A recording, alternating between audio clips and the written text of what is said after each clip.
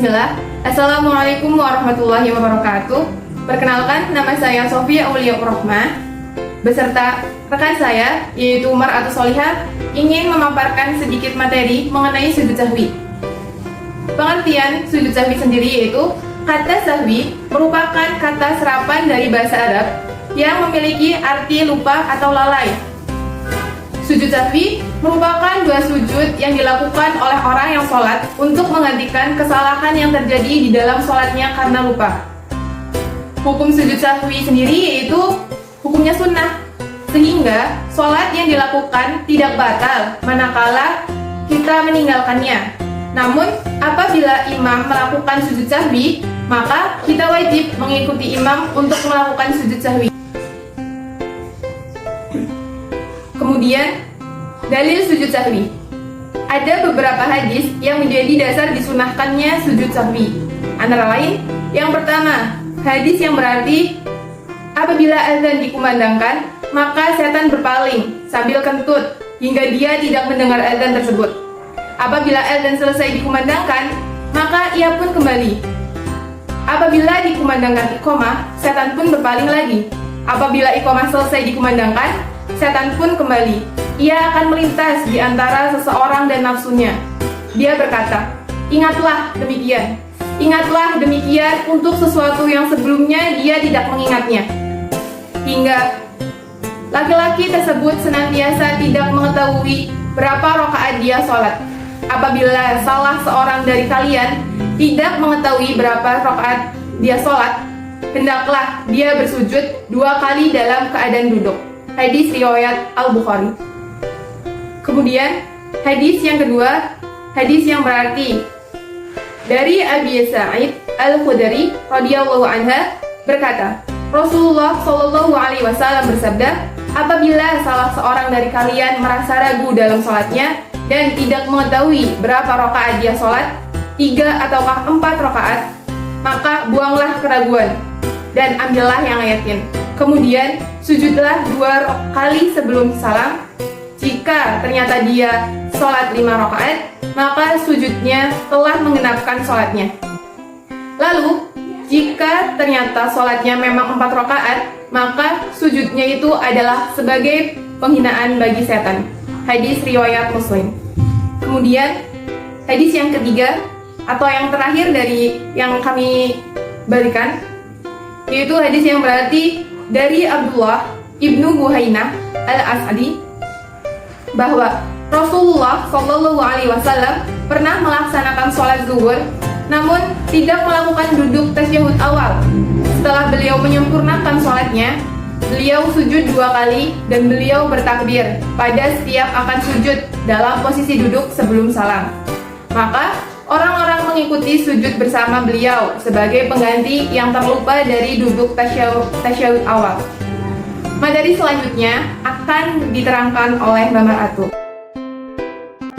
Baik, terima kasih kepada Mbak Sofi yang telah menjelaskan mengenai beberapa materi terkait dengan sujud sahwi. Sekarang saya, Maratu Solihah, akan menjelaskan mengenai sebab-sebab yang dilaksanakannya sujud sahwi. Yang pertama adalah meninggalkan sunnah abngat, yaitu amalan sunnah yang apabila tertinggal maka disunahkan untuk melakukan sujud sahwi. Nah, sunnah abngat itu contohnya seperti apa sih? Yang pertama seperti kunut, yang kedua duduk di antara 2 sujud, dan yang ketiga adalah tasyahud awal.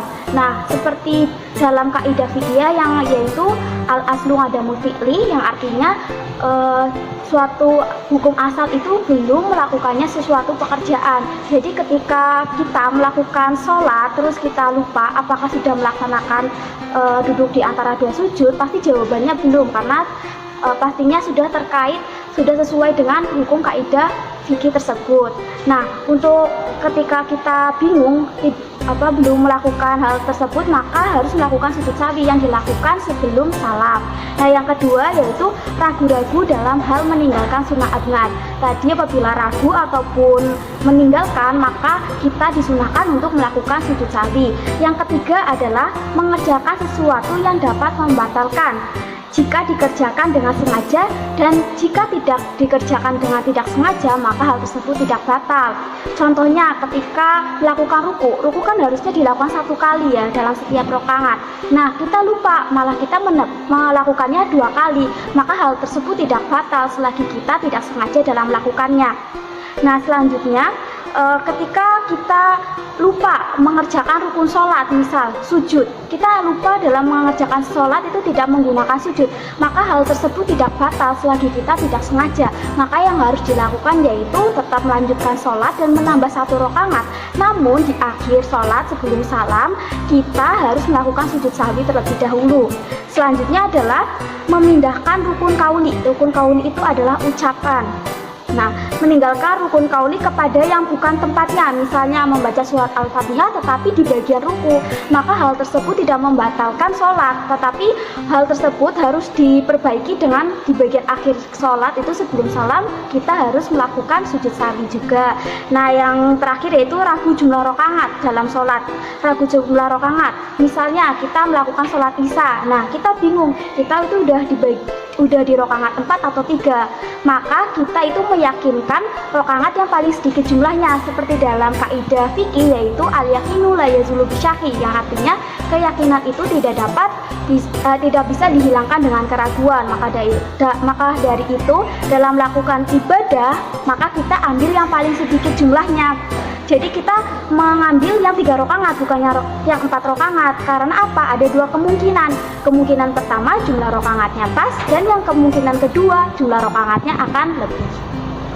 Nah, untuk selanjutnya, tadi kan kita sudah menjelaskan sebab-sebab sujud sahwi.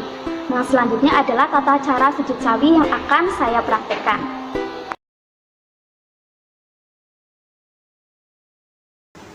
At-tahiyatul mubarakatus shalawatut thayyibatu lillah. Assalamu alayka ayyuhan nabiyyu wa rahmatullahi wa barakatuh. Assalamu alayna wa ala ibadillahis sholihin.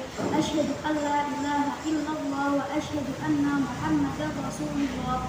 Allahumma sholli ala sayyidina Muhammad wa ala ali sayyidina Muhammad kama shallaita ala sayyidina Ibrahim wa ala ali sayyidina Ibrahim wa barik ala sayyidina Muhammad wa ala ali sayyidina Muhammad kama barakta ala sayyidina Ibrahim wa ala ali sayyidina Ibrahim fil alamin innaka Hamidum Majid.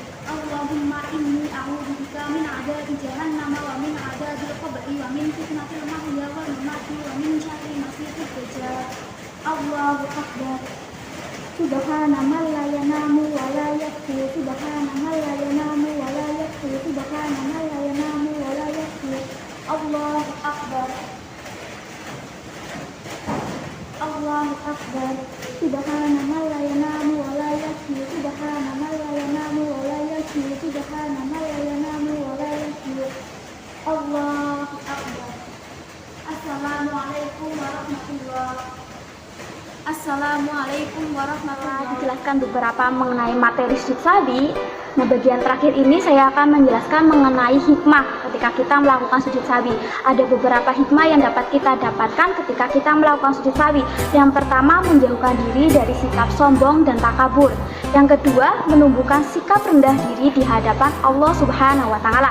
Yang ketiga, menumbuhkan kesadaran akan kelemahan sebagai hamba sekaligus kesadaran bahwa Allah itu memiliki sifat agung. Yang terakhir adalah menyadarkan bahwa manusia adalah sering salah dan lupa, sehingga harus banyak memohon ampunan kepada Allah Subhanahu wa Ta'ala. Nah, begitu teman-teman, apakah mudah dipahami dari penjelasan kelompok kami? Nah, sekian, terima kasih. Wassalamualaikum warahmatullahi wabarakatuh.